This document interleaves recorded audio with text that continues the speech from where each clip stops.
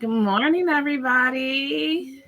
I'm Jenni King-Witzel. I am one of the co-founders of 3WF, Third Wave Feminism, also one of the co-founders of NNWX, also one of the co-founders of National Women 2.0, and also the co-founder of Angela King Foundation. Welcome to our summit.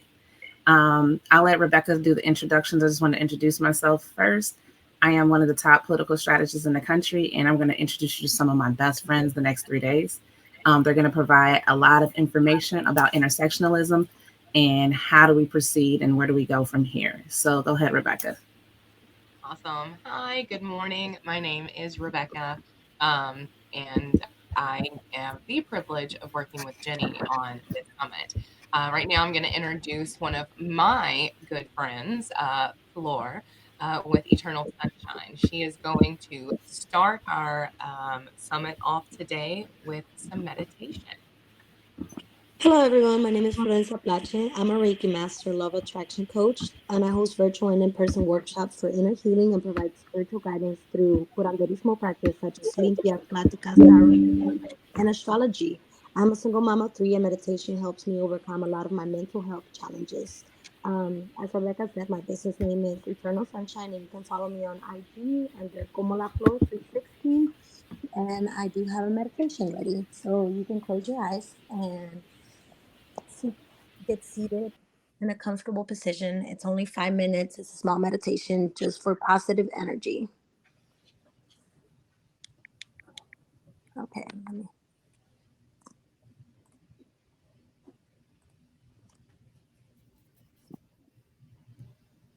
Okay.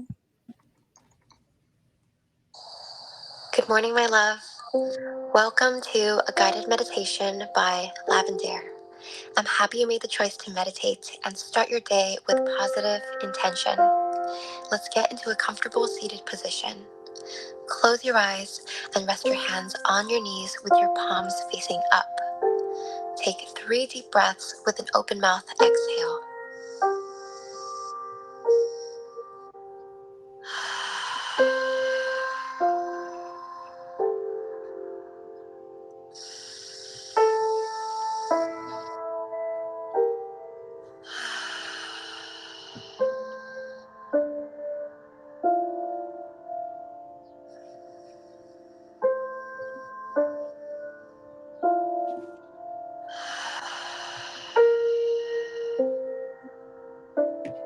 Now, take a moment for gratitude.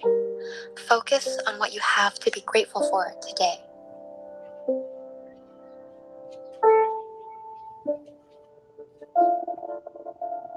Take another deep breath in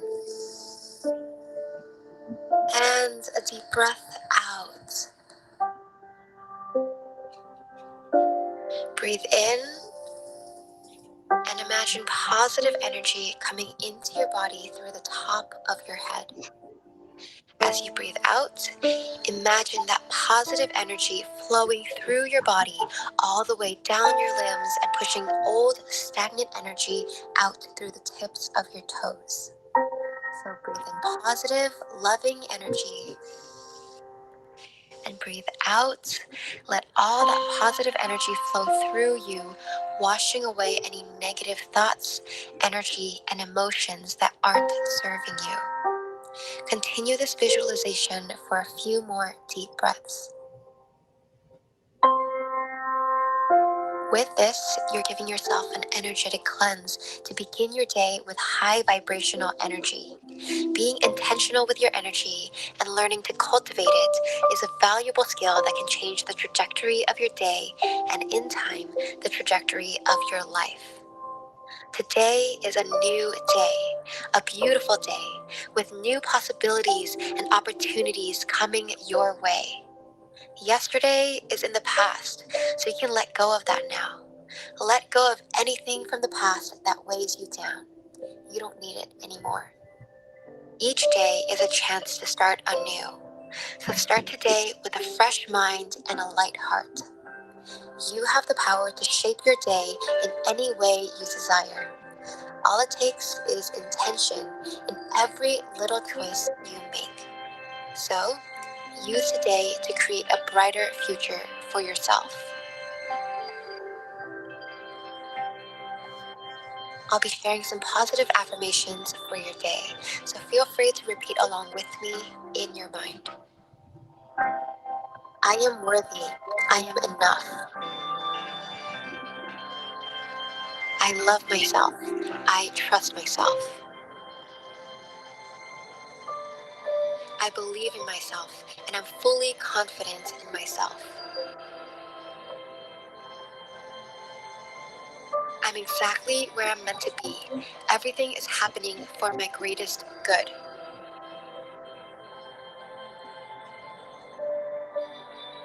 I am powerful. I am protected. I am guided. I am strong. I am brave. I am resilient. I choose love over fear. I am fully deserving of success and love. My life is abundant and full of joy. I am an artist of life. I have the power to create my dream life.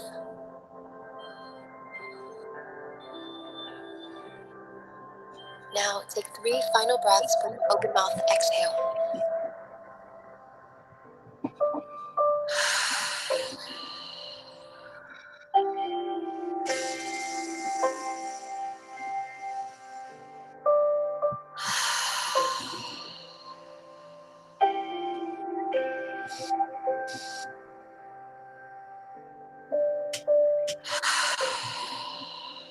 You are now ready to begin your day as your highest self.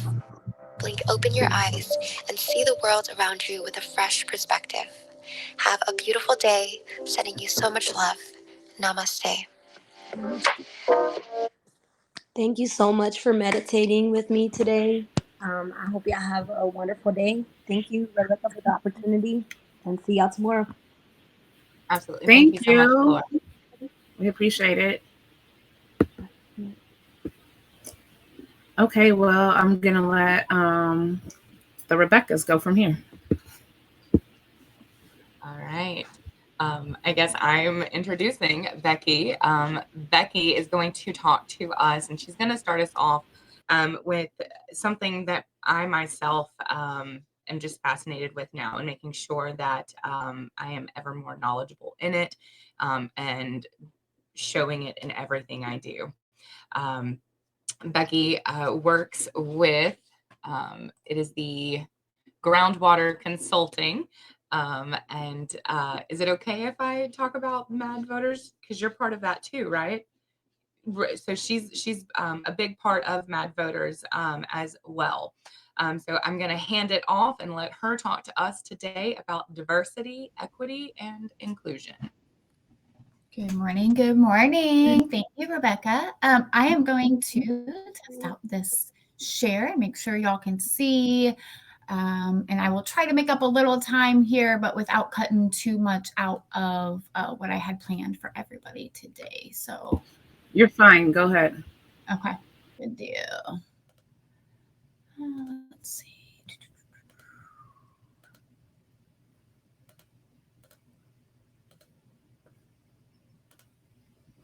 All right, are we good? Can we switch to the PowerPoint? I'm still seeing me on video, it looks like in the feed. Perfect, y'all are awesome.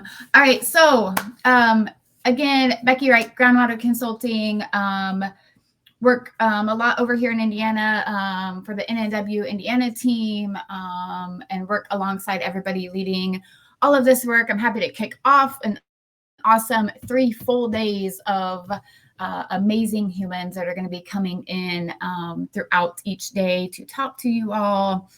But let's get started on why I'm here this morning. So really titling it DEI and knowing. The plan is get a baseline going.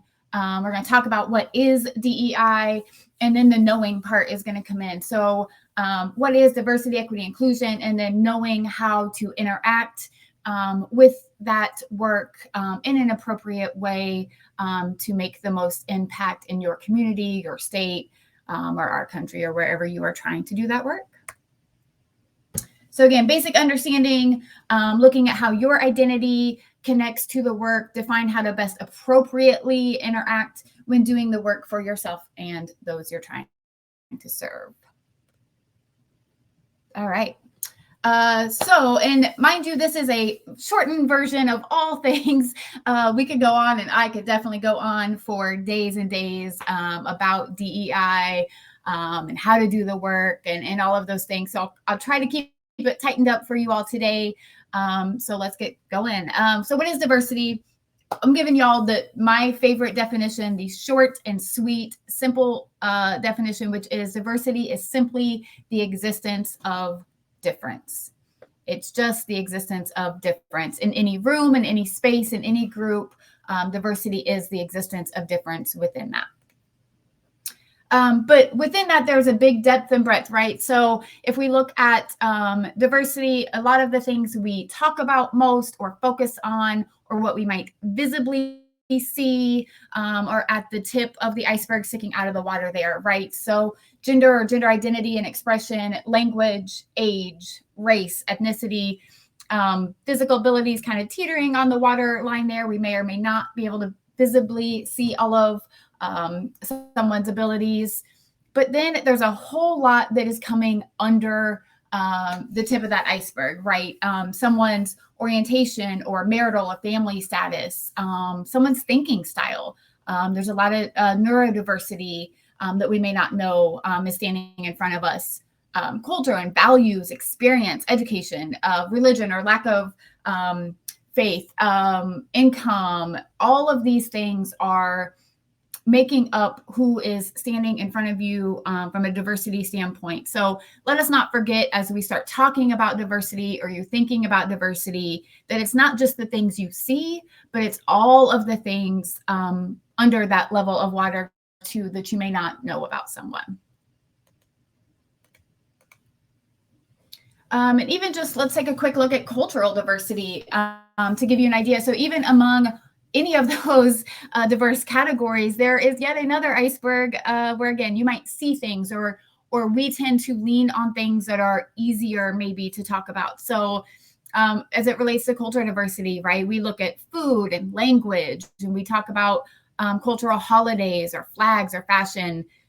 What we probably don't talk about is everything under there, right? And how someone's cultural or ethnic background maybe influences how they show up and move about the world every single day. So what communication styles, right? And that's even, right, does someone want to be touched, or what's appropriate from that standpoint? Body language and social norms, concepts around fairness or justice or hierarchy and family structures and those things.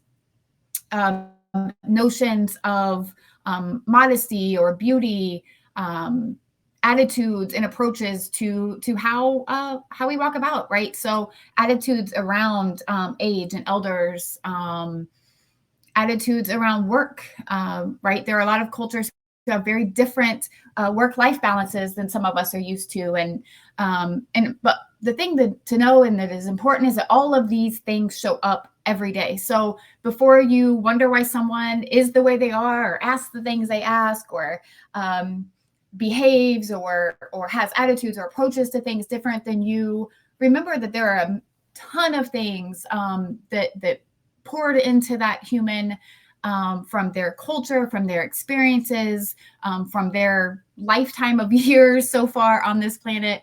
And all of those things are showing up with them every day. Another big thing that we cannot miss, and is the point of a lot of what we're doing the next 3 days, is the intersectionality. One of my favorite quotes is there on the left, without intersectionality, you will find yourself becoming an oppressor, no matter how great your intentions are. So let's unpack that a little bit. Intersectionality is taking into account all of those things we just discussed.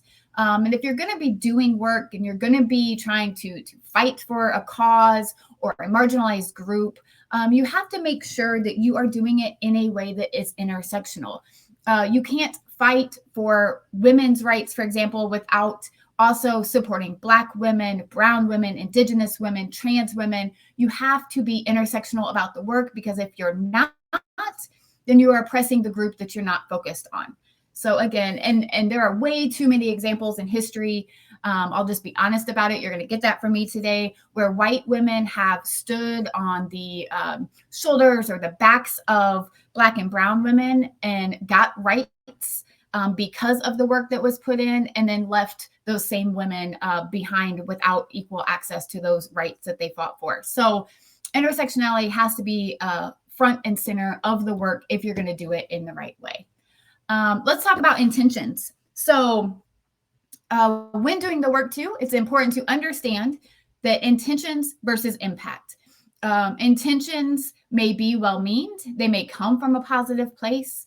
You may have your heart in the right place or your mind in the right place. But really all that matters at the end of the day is the impact that comes from the action. So if you come into something and you are well-intentioned, but the impact is causing harm, that's what matters. And you have to decenter yourself to understand that it didn't matter what you intended, the impact was negative or was harmful. And then you just have to work to change how you approach that work in the future.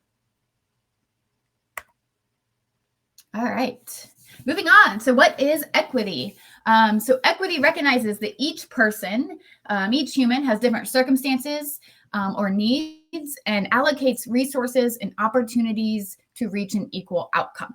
So let's unpack this a little bit as well. I'm sure many of you have seen this before. It floats around everywhere in diversity trainings and things like that. So, but let's give everybody a baseline in case somebody hasn't seen this and to understand the difference, right? So equality is simply giving every single person the exact same resources, support, and access, right? Equity, on the other hand, is giving everyone what is needed for their success, for barrier removal, and to create an equal and fair starting point or outcome on the back end. So in the picture, right, equality on the left side, everybody gets the same box. Doesn't really matter if that's helpful or not. We're just making sure everybody got that same box, right? It's the same size, it's the same height, no matter what the need was, that didn't matter. We're just giving the same box. On the right side, equity looks at what does each person need, and we're going to reallocate those resources, or in this case, those boxes, to better fit the needs of each individual. And then the outcome of that is an equal outcome, right? Every person now can see the game. But if we do a little deeper of a dive, we start getting real, right? So in the middle, we have what we just talked about there, equality, equity. Let's look on the left side, right? Because the reality is that we do not even get to equality most of the time. That's why we're talking about systemic oppression today, right? The reality is that we intentionally create disparities so that we can maintain a hierarchy and system structure that does not benefit others.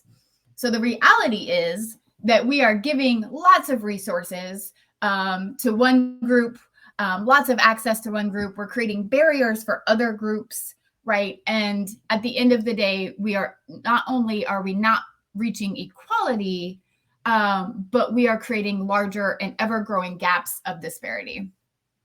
And sometimes even when we move across to the right there and we get to equality, we think, hey, that's enough, right? We went from, not equal resources to equal resources. Good, we're done. Let's pack it in. But again, looking at that, we know that's not enough. We know that different people, different groups, different people need different things to be able to be successful. If we jump over to the far right side, this is where I'd like us to be, justice, right? So this is where we look at why is the fence there to begin with? Why is there a barrier to access to begin with? Justice is the goal. This is where we look at removing or redesigning or just blowing up the system, right? Getting rid of those barriers at the system level so that no one is facing oppression and everyone truly is getting at the same starting point. Because what we know is, while equity is great, not everyone is receiving those extra or additional needed resources or barrier removal. If we just blow that fence away, we get rid of it, then everybody is actually at that same point.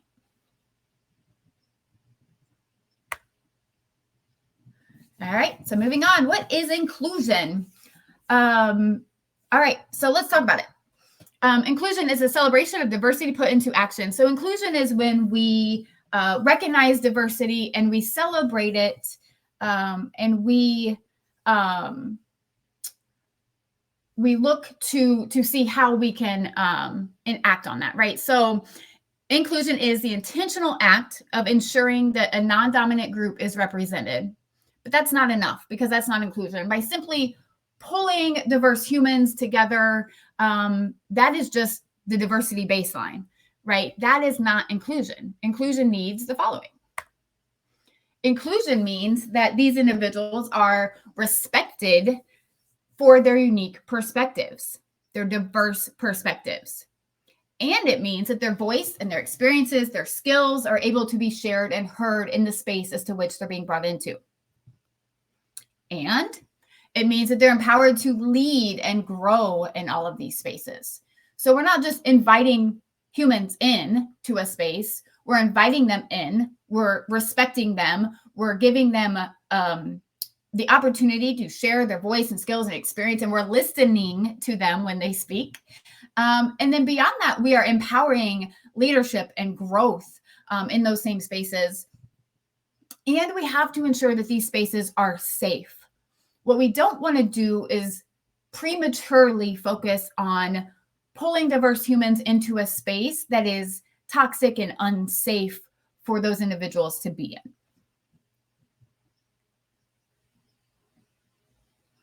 Any questions so far? You can chat them in. I will address them if I see them pop up.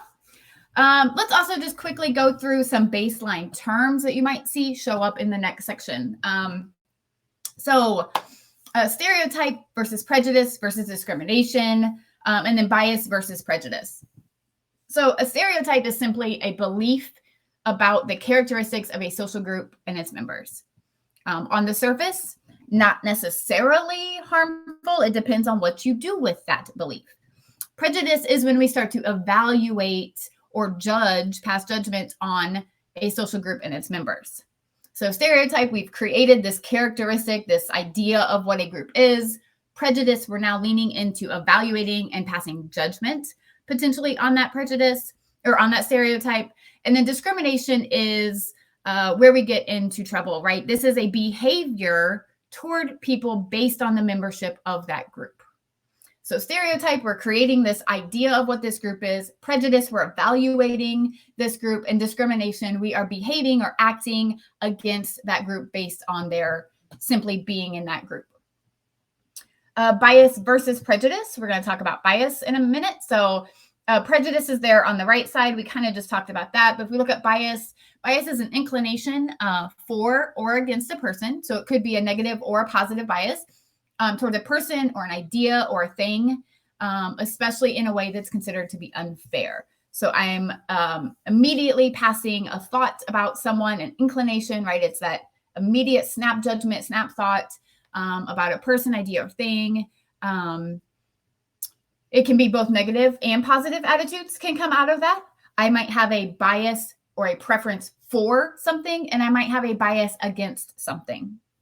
But either way, that's going to result in unfairness, right? Either way, if you look at where power holds, if I'm hiring somebody and I have a preference for somebody or for a group, I'm going to potentially look at that resume differently. I'm going to give them an opportunity for an interview, and I might even hire, promote, and help grow that person because of my bias for them. At the same time, if I have a bias against someone, I might pass that resume to the trash. I might never let that person come in the door, or when they get in the door, I'm going to overlook them for promotions or for growth opportunities or connections or things like that.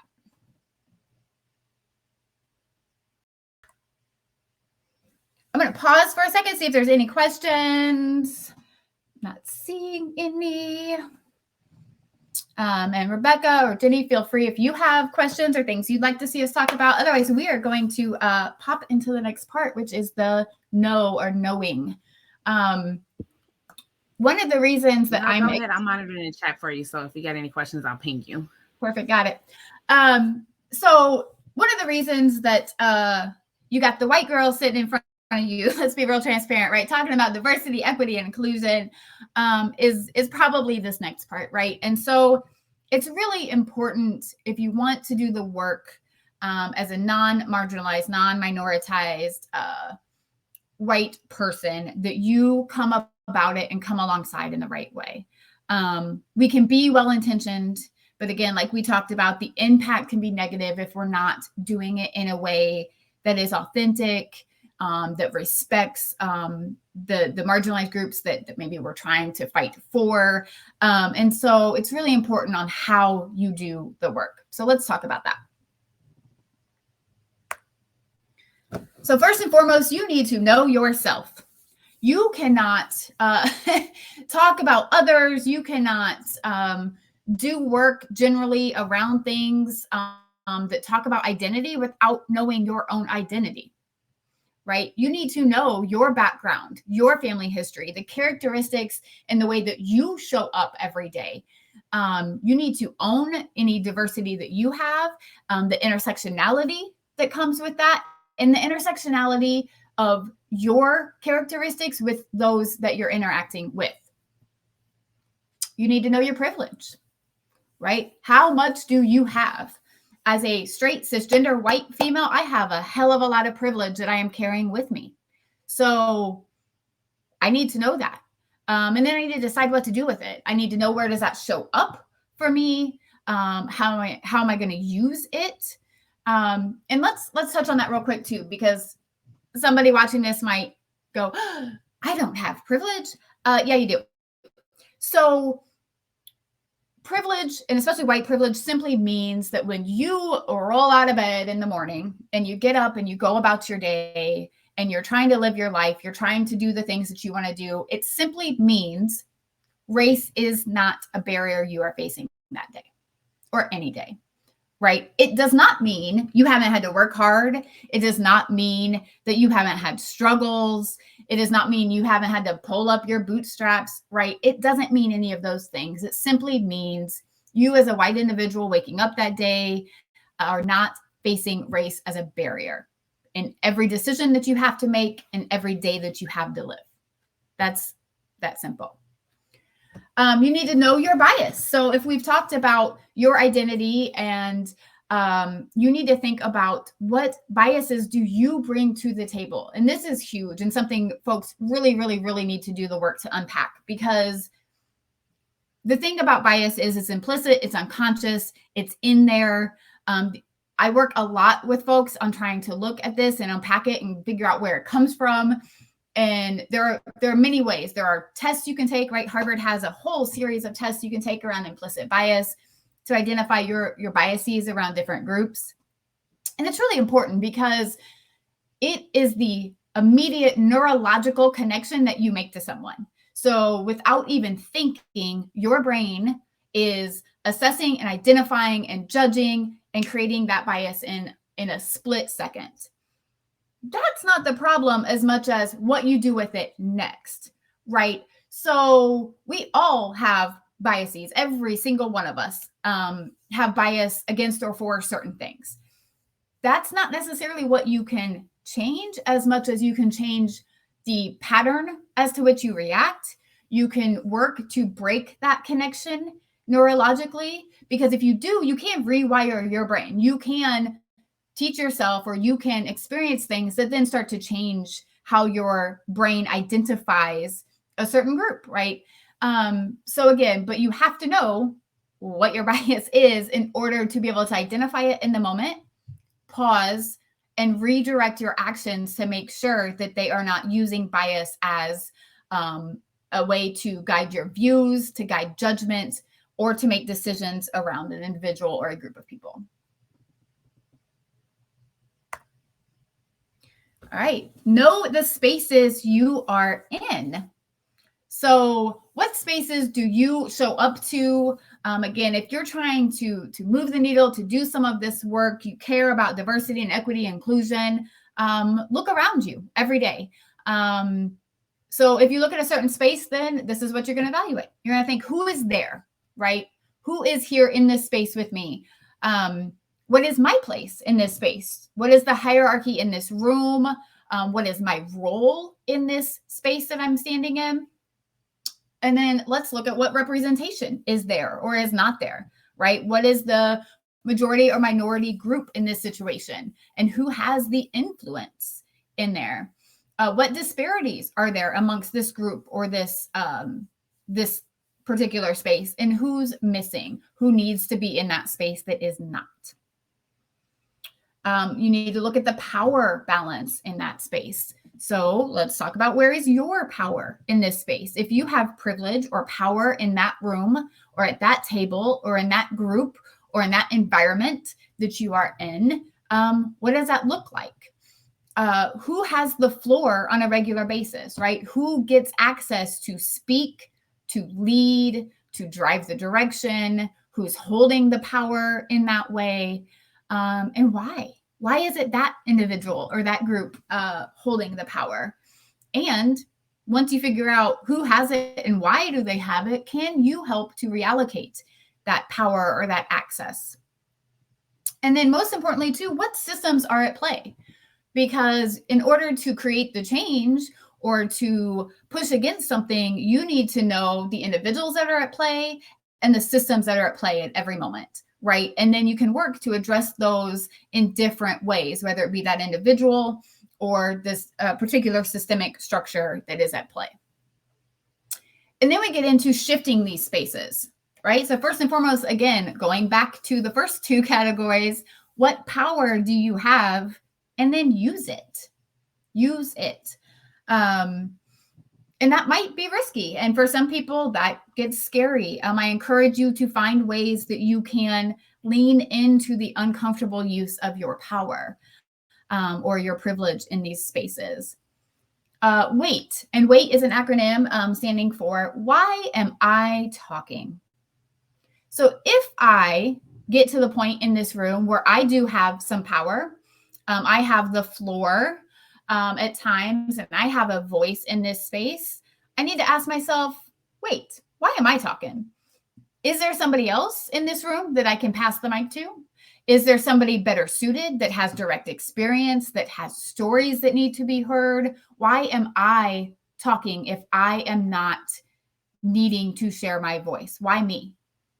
And who else could be talking instead? And then doors and floors.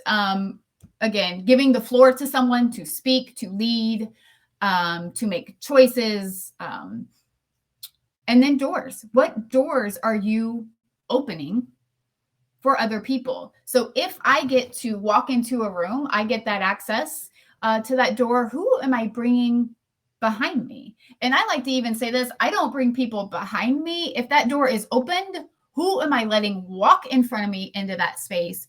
Even to the point that I'm okay standing outside of the room because there's no longer any space. Let me say that again. It's not just opening the door for someone else. It's a willingness to put others in front of you into that room, to allow them first access, even if that means that you at the end of that are standing outside of the room and no longer get to get in. That's the level you need to get to if you're truly doing the work, if you're truly shifting power. You have to have a willingness to step off the floor, to stop talking, to put others into rooms, and be okay if that door shuts in your face and you no longer have access. You have to be okay with that. All right, so the spheres that you are in. So where do you move every day as an individual? And what systems do you interact or engage with?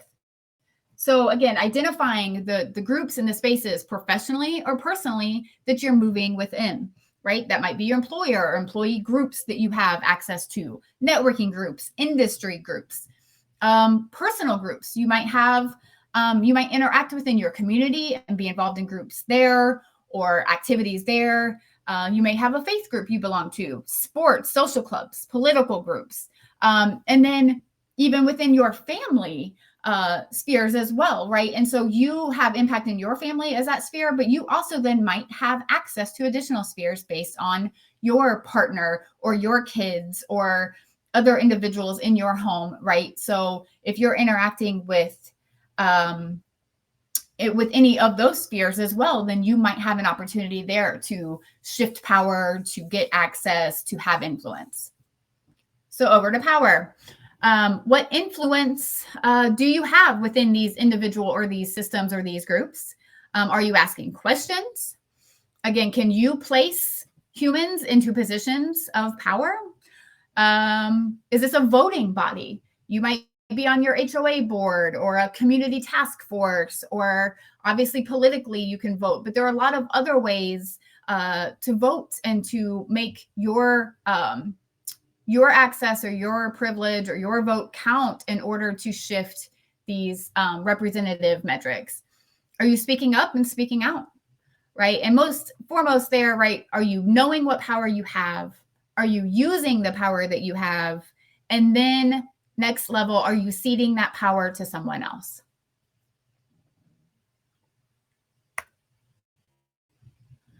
All right, we need to know what you don't know. So you got to learn. Education, formally, informally, trainings and books and reading and activities and things like the next 3 days, right? You got to learn. You need experiences. The best way to understand someone else is to experience new things, experience other cultures. That's the best combination of learning. But let's be clear, learning is your responsibility. Let me say that again. It's your responsibility. It's no one else's.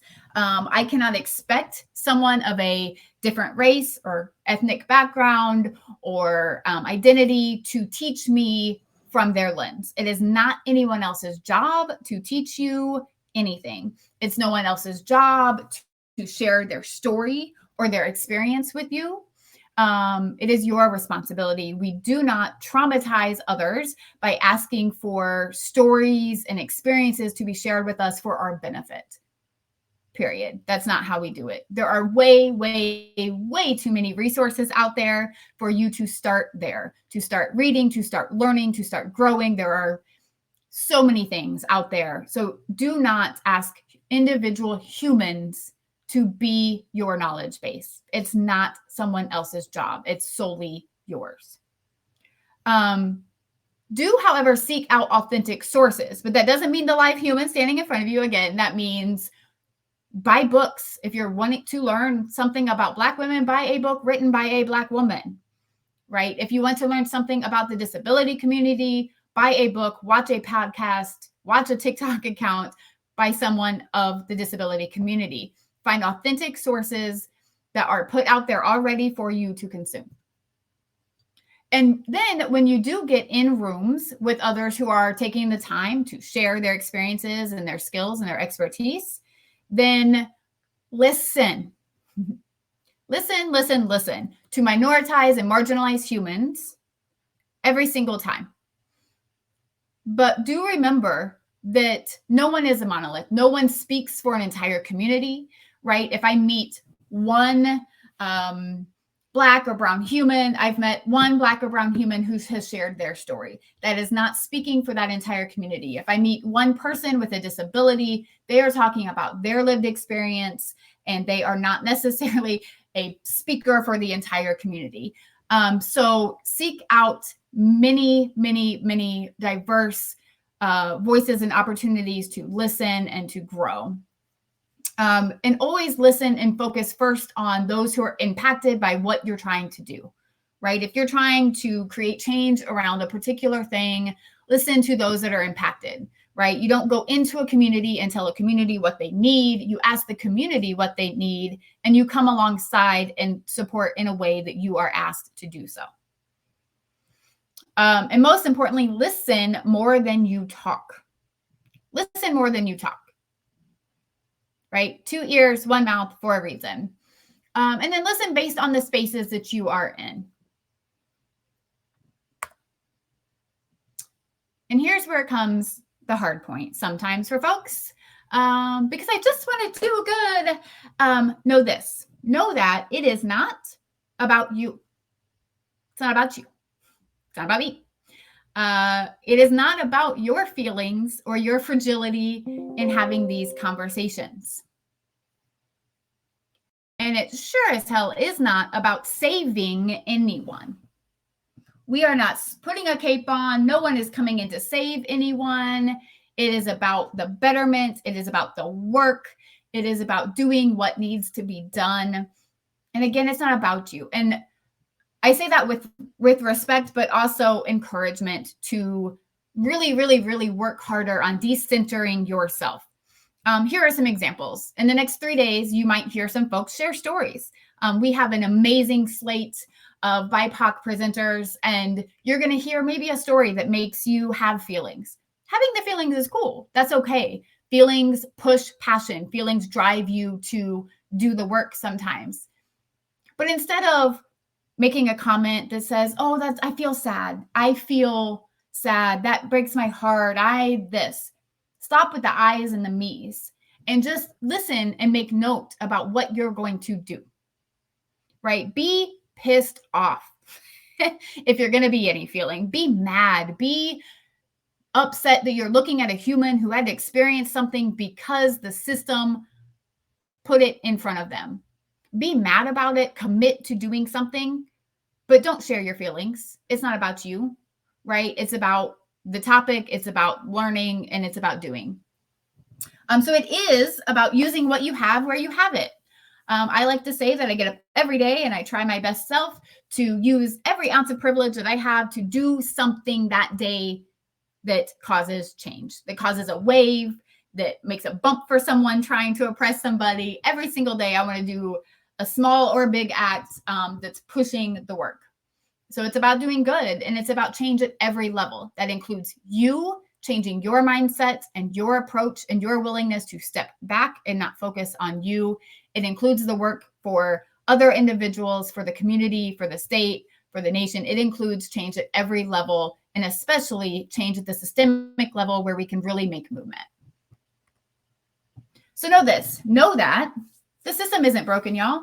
It's not broken. People say it all the time, oh, the system's so broken. No, it is not. Y'all, it was built this way.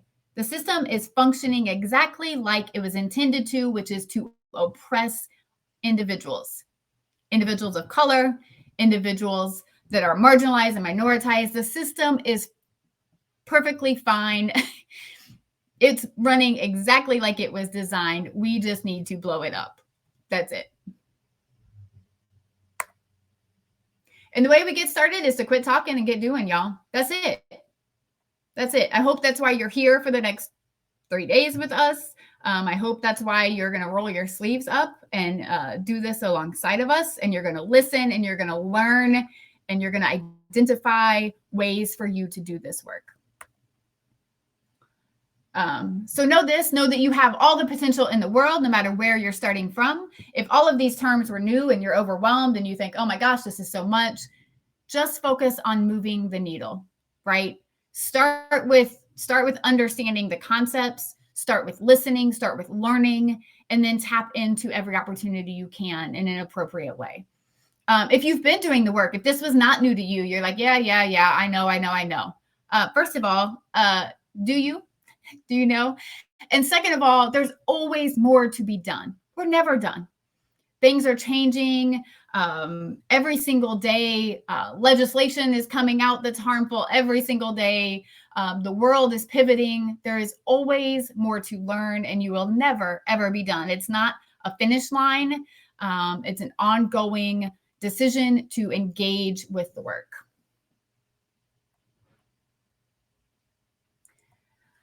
All right, so this leaves me with, on wrap up here, this is something I've shared with other groups before. I call it the I will of rights instead of Bill of Rights. It's I will. And these are the things I hope you will commit to doing as you step into this space, as you listen over the next few days. And I'm going to read them. And if you're on and you want to chat in and sign off that you will too, drop in and I will. So I will be courageous and uncomfortable.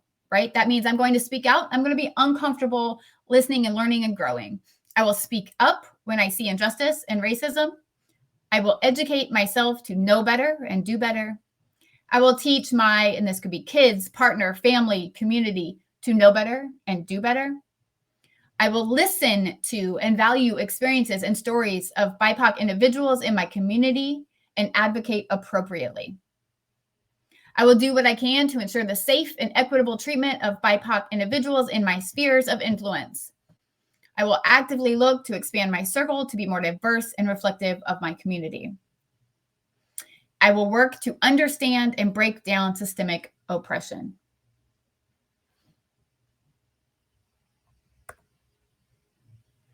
So again, in summary, y'all, the work is important. It's crucial, it's vital, it's life-saving work. It must be done, and you are and should be part of it. We need every single person to move their individual needle so that collectively we're moving the needles within towns, within communities, every single day. That's it for me, y'all.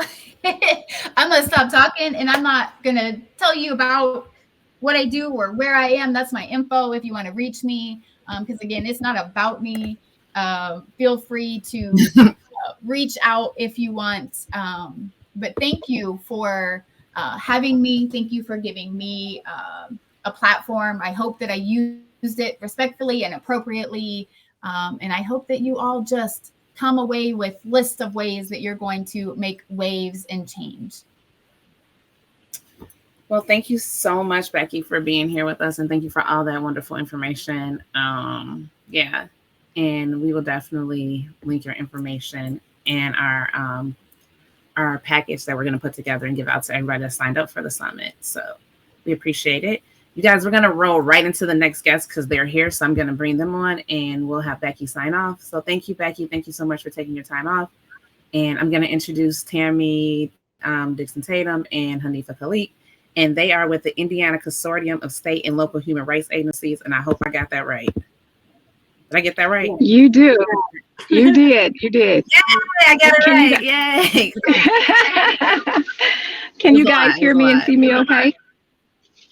Yes, we can hear you and see you guys? Okay. So, okay. Yep. Thank you so much, ladies, for being here.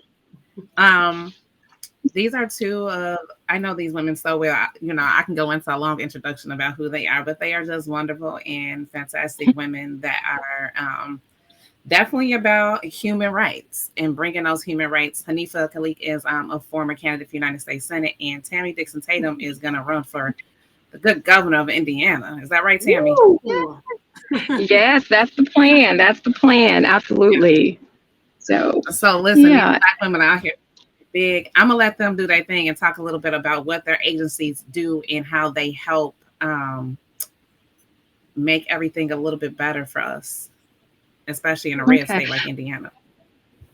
Right. So let me go ahead and hello to my wonderful colleague, Haneefah. And I just want to say to everybody really quick, you have to excuse the way I look right now. I'm actually on the road. But when Jenni told me about this, I could not resist. So I told her I would find a good spot to pull over so that we could have this conversation. I'm actually on a civil and human rights tour. It's a 9-day tour.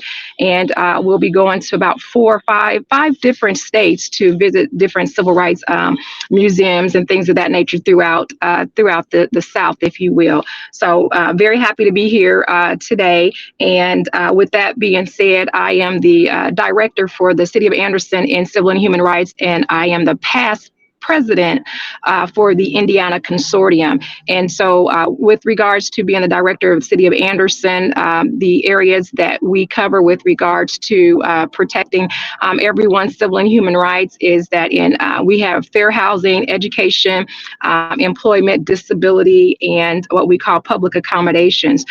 So we not only enforce federal law that says you cannot discriminate against people who are in the category of being protected in those service areas, but also locally through the City of Anderson, we have ordinances that support those same ideas of protecting people from discrimination, like I said, in all four areas.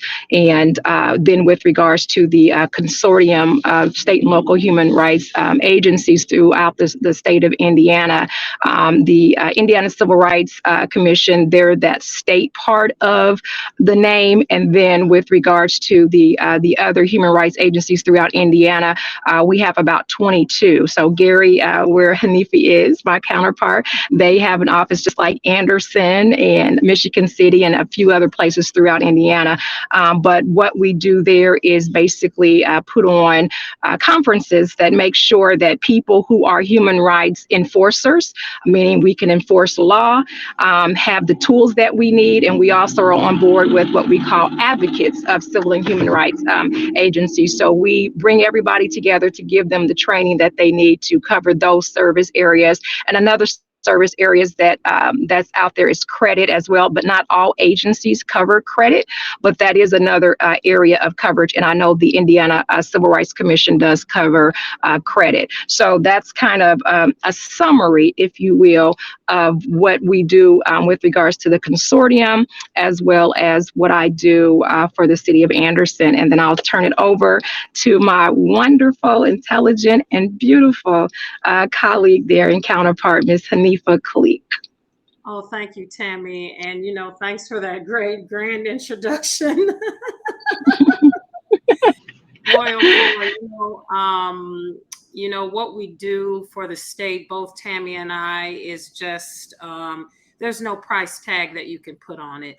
And what we continue to do through our organizations, but as well as just individuals wanting to make Indiana a better place to live for all. And one of the honors that we have is to enforce the civil rights law. And that's just basically, what Tami explained. And before I make my introduction, I want to take a moment and thank NNWX, Jenni, and all organizers for putting together such an excellent online program and, an opportunity for folks to attend and learn about civil rights and human rights and what the experience is of BIPOC communities. I am honored and privileged to be running one of the, I would say, maybe top 5, running a civil rights organization in the city that is probably in one of the top 5 most predominantly African-American cities in the country. Yes. And right along with Detroit and, some of these others. And so it's a very unique experience that I have to be enforcing the civil rights law in a city. I'm at the forefront. Tami and I are both. We are at the front of the line. Yes. When folks talk about and you hear politicians and people say, oh, racism and, sexism, those things don't exist anymore. Talk to one of us. We will tell you that it is happening, and it's happening every day. And it, it goes up, it goes down, the number of cases every year. But what I find is the consistency that we have in what we do in our organizations is really what matters. So I'm honored to be here with you today, honored to be able to share information with you.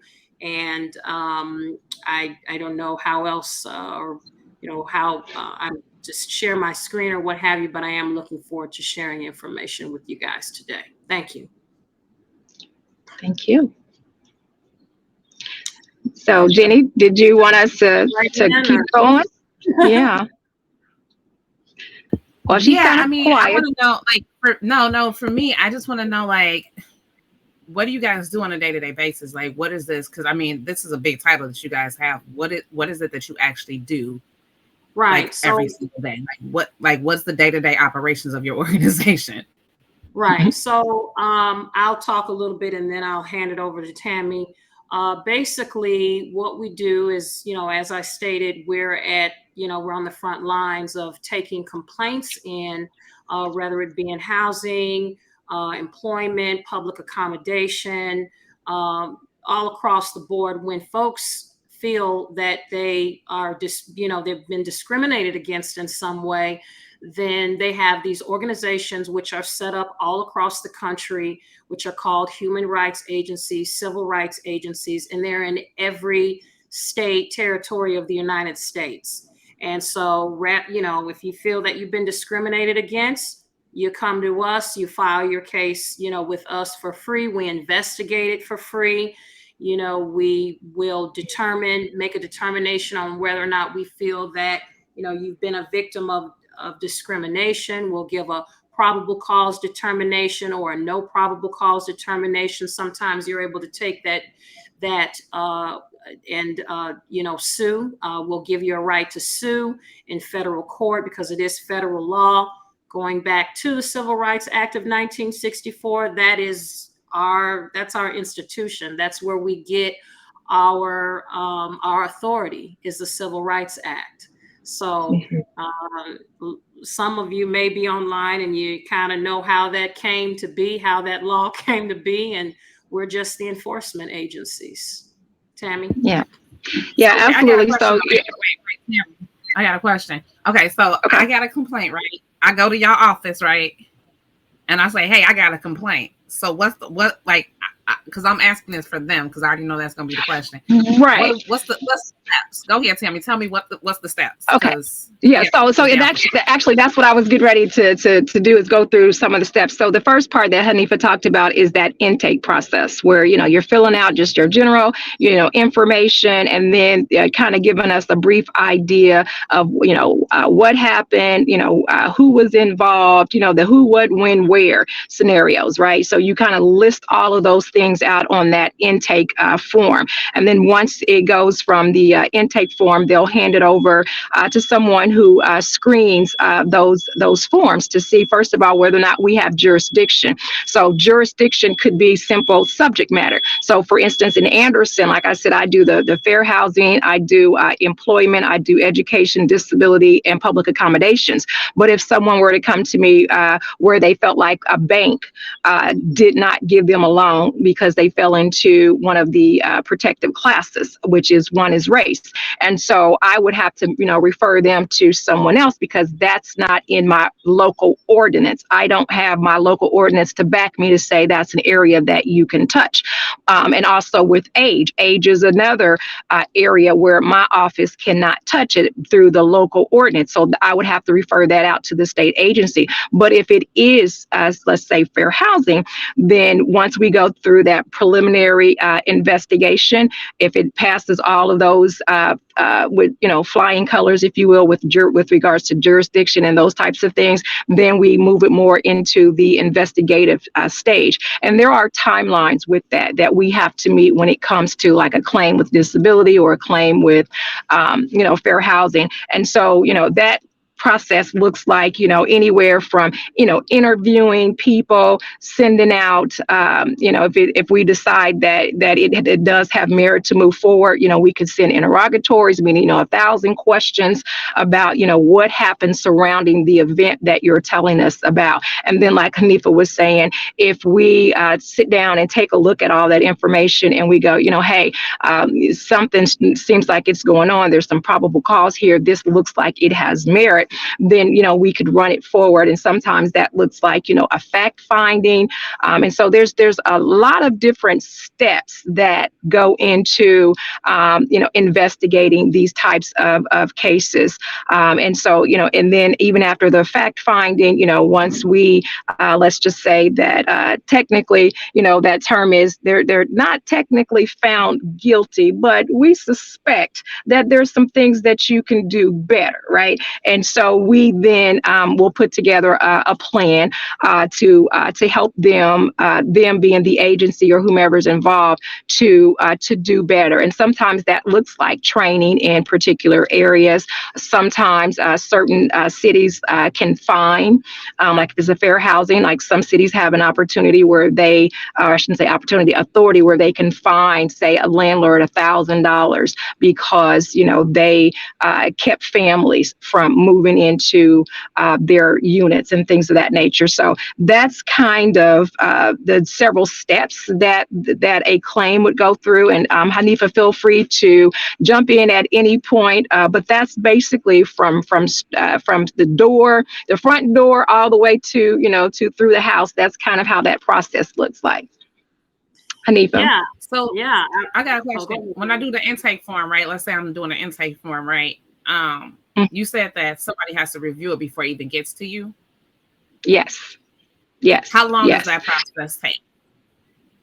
Well, for my office, because my office is relatively small. Now, there's other offices that handles a lot more claims than I do. But typically, when someone comes through our door, I would say within a couple of days, we will be able to review that intake form just to see if we have jurisdiction. So, for instance, in the city of Anderson, my ordinance says that I can only deal with cases within the city of Anderson.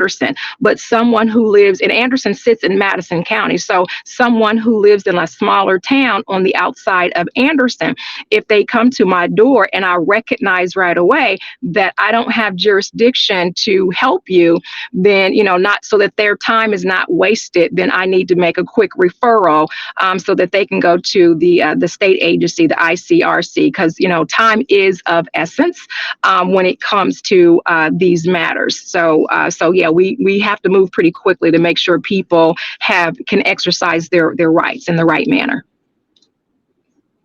Okay, when y'all say time, because both you and Haneefah keep saying time is of the essence, right? What's the time on these things? Like, is it 15 days? I'll let Haneefah fill you in on the time. Yeah, so with respect to employment, we really would like to speak with you within the first 180 days of the occurrence of the issue. With housing, we can extend it maybe to a year, but it's very crucial that from the moment you feel that you've been, discriminated against, whatever the issue is, that you come to a human rights or human relations commission and you talk to someone. Sometimes we're able to find instances, where we might be able to start that tolling of time later. Maybe something else happened or some new occurrence or new event happened, and we can start the timing or start the time tolling again. We just have to sit down and talk with you. A lot of people don't know that they've been, a victim of discrimination. They just kind of feel like something is wrong, but they don't know what it is. So they kind of sit on it a little bit. We also have individuals who are, nervous and scared because they don't know what to do. So they don't know if there's going to be some form of retaliation, what is it? Is this, going to snowball out of control? How is this going to impact them? And so I usually just tell people, if you hear about something or you think it's impacting you in some way, just find your local human rights or human relations commission and talk to one of the investigators or whoever the intake staff is, and give them the full details of what happened to you, so that leave the science and the putting the stuff together up to us. We'll figure it out because we know the law, we know how the law is applied, and we take it there, and we usually know when to take it to the next level. But we can't do that without that person's permission. What is the case without the charging party? There is none. So, we usually just, let you share whatever happened to you, and then we come in and ask you the necessary and appropriate questions to get down to the bottom of what it is that we're looking for. And, sometimes, it may seem like we're not trying to talk over you. We're not trying to say that, what you have to say isn't important. It's just that we're kind of trying to carve the fat out of the meat. Right. And what we're actually looking for that creates a case of discrimination. Right. And everything is fact-based. What is the hardest one to do? What is the hardest I mean, So I will say, so with protected classes, you have race, you have color, you have national origin, religion, sex, you have and sex includes pregnancy, childbirth. Then you have disability, you have age discrimination, that's 40 and older, you have citizenship status. I mean, the list, it goes on and on.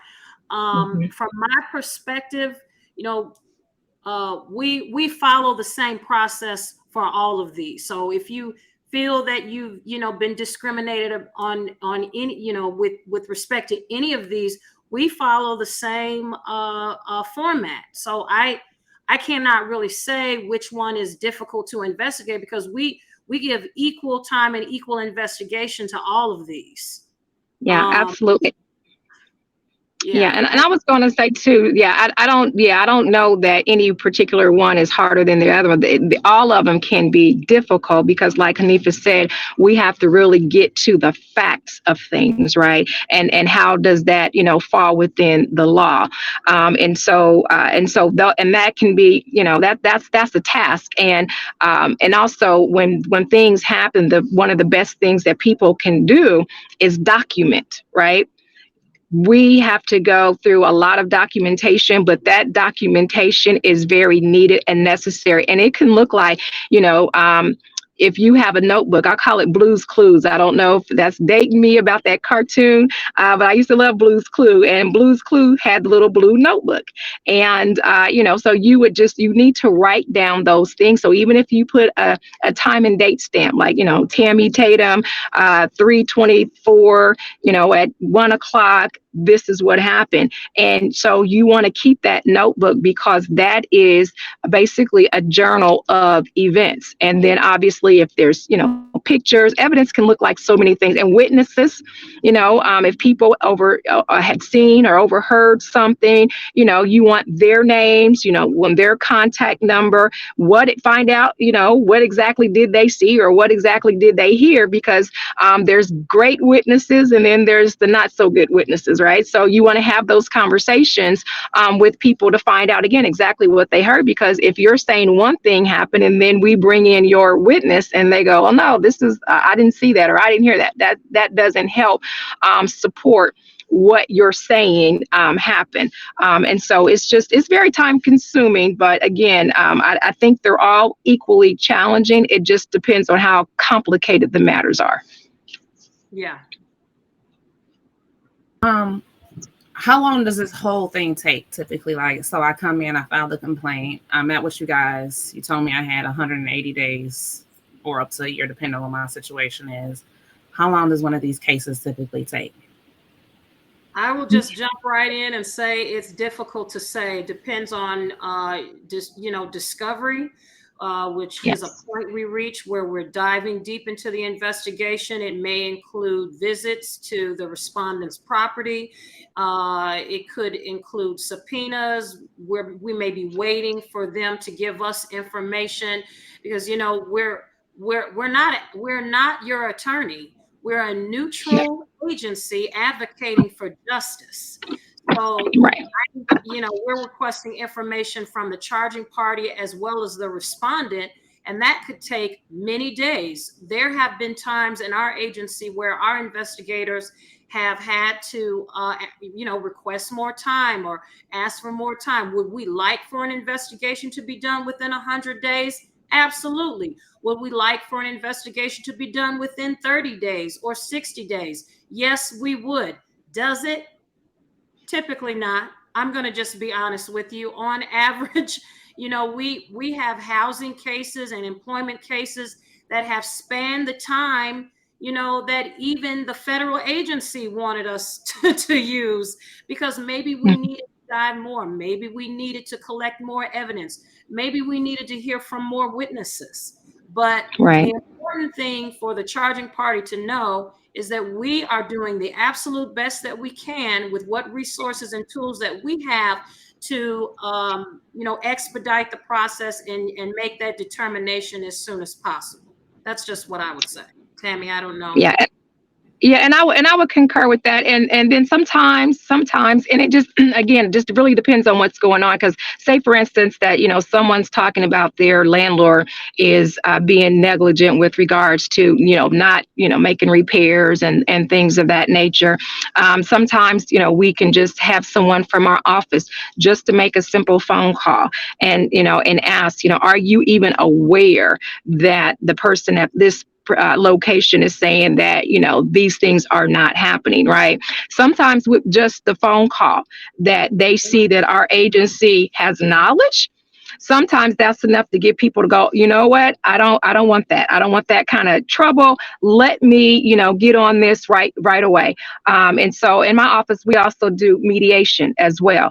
So sometimes we can bring in the landlord and the tenant. Now they both have to agree to come in and sit down and have that conversation and work through those issues that could have been potentially legal issues.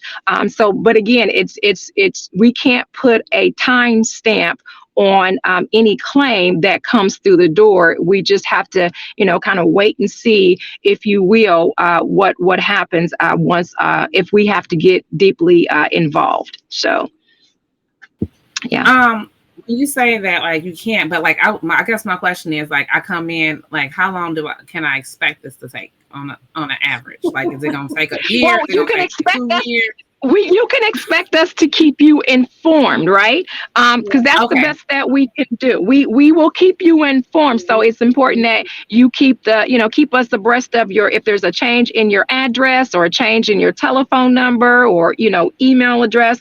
Because if you change those things and we try to contact you or we try to send you information, your case or claim, if you will, it might get closed out, because we have to be able to have that open line of communication. And it's on both sides. It's on our side. So say, for instance, an employment situation and, there's still stuff going on that you want to share with us, then you send that to us, right away, and we'll, bring that into the overall investigation. But you'll stay informed. We'll say, out of the 10 people that you gave us as your list of witnesses, we're on like number 6, right? So we'll give you updates along the way so that you will at least know that we're moving forward. Even if we cannot articulate a deadline for you, we will keep you abreast.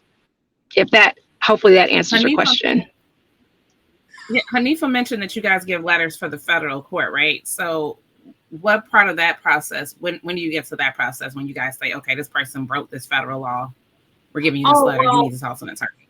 So from our standpoint, we're in the area of law which is administrative. Okay, we're administrative agencies and we're operating under administrative law. So you've got different areas of the law.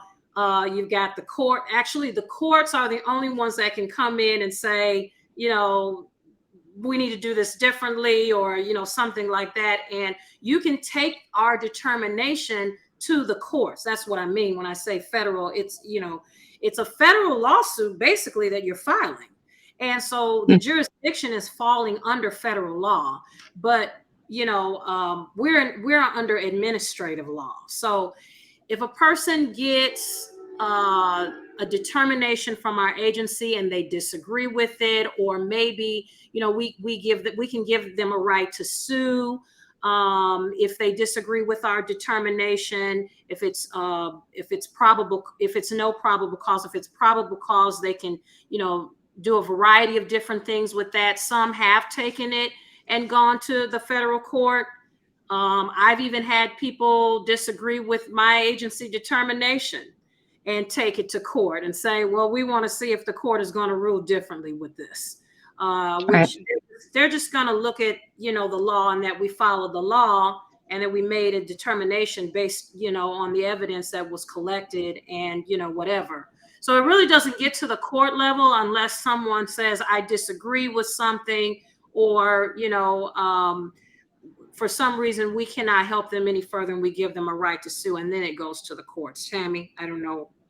Yeah, and that's basically what I was going to say, because and it could be either the charging party, which is the person with the complaint. They can say, we don't We don't like what you said. We know we were discriminated against. You said you couldn't find it. I don't like that. So I want to take this to the next level. They have a right to have us reviewed, right? And the same thing if it was a company can say, no, we didn't discriminate, and you're trying to tell us that we did, and we don't like what you're saying. So they also can go and have, like Haneefah said, our determinations review.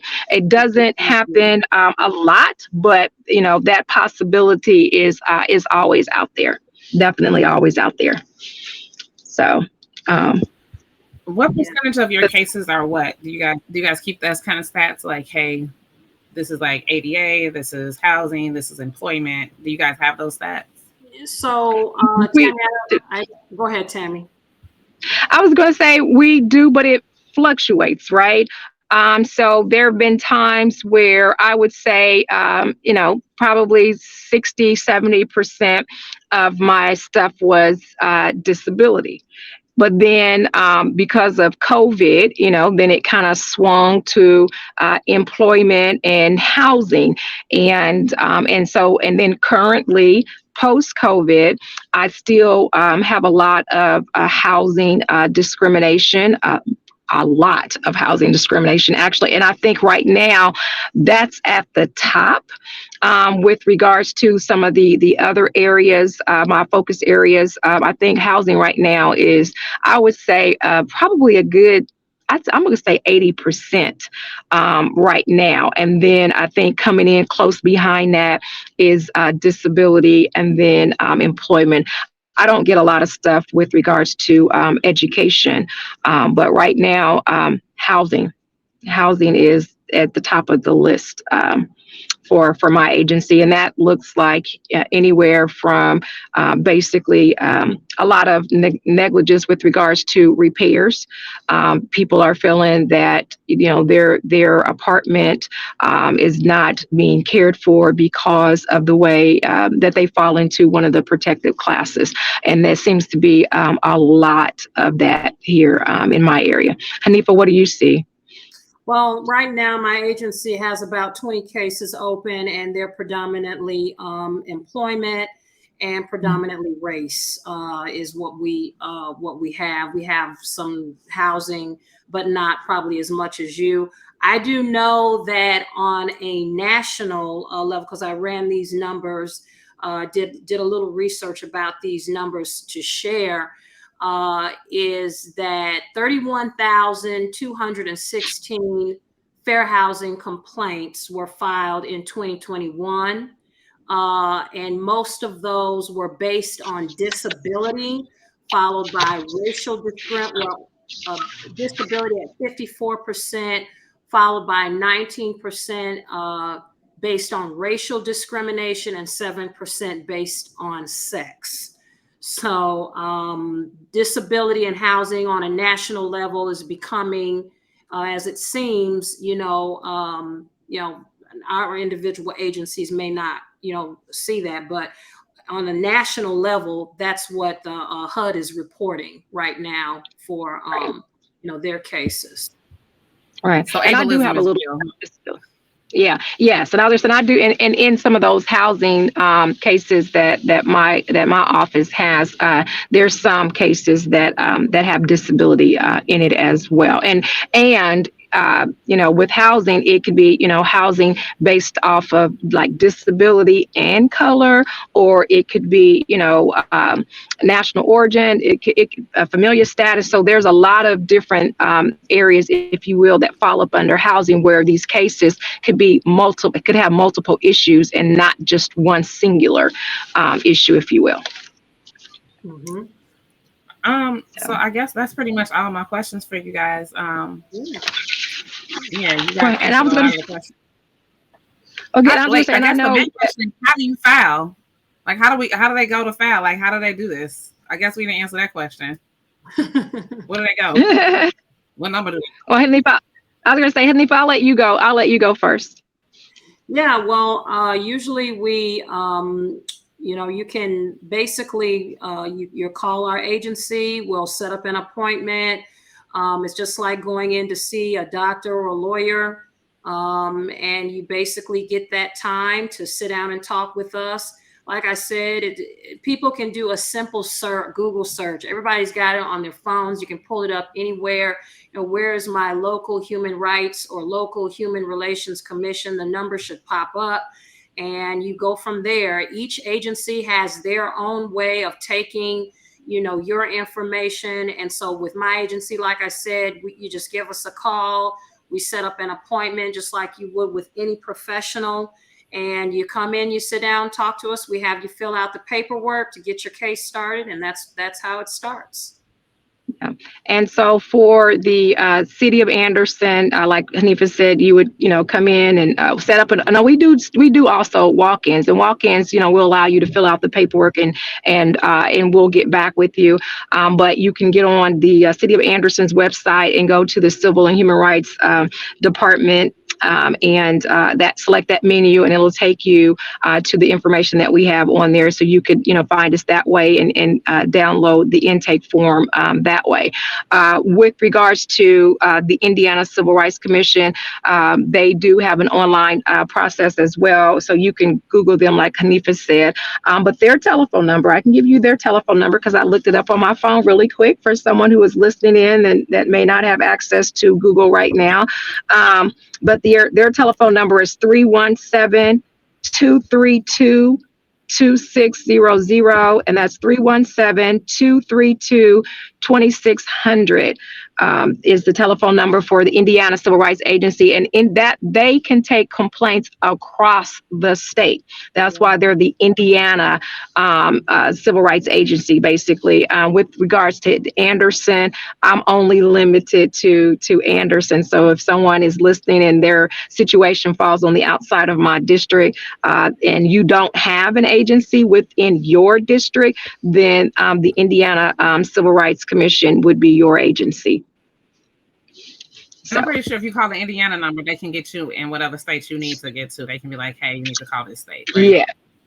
They can, but they'll probably rather handle it themselves unless you specifically ask for a local agency, because again, they handle the whole state. So this is an international stream, so you guys are streaming worldwide, all around the world. So I just want to make sure people know if you in the state, you need to call your local agency in whatever state you're in. I put the Indiana one in the chat. But I picked Indiana. I picked y'all for a reason, because a lot of what's happening nationally is that they're using states like Indiana, Texas, Arkansas, these red states to try to push through legislation and discrimination acts. But your agencies are still there because federal law still trumps state law, right? So even if it's something that the state has put into practice, the federal law can sometimes come in and say, no, you're not going to do that. And so that's why I picked Indiana, because I wanted you guys to come, because a lot of people in Indiana, I hear it a lot, especially just working on the campaign trails with y'all, is that people come to me and say, oh, well, they ain't going to do nothing, no way. It's Indiana, it's red. They don't care. But that's the opposite, because you guys are here telling us, hey, this is the opposite. They are laws on the books that you cannot discriminate. So I just want to thank you both for coming on. We're going to end on time with y'all. See, look at God.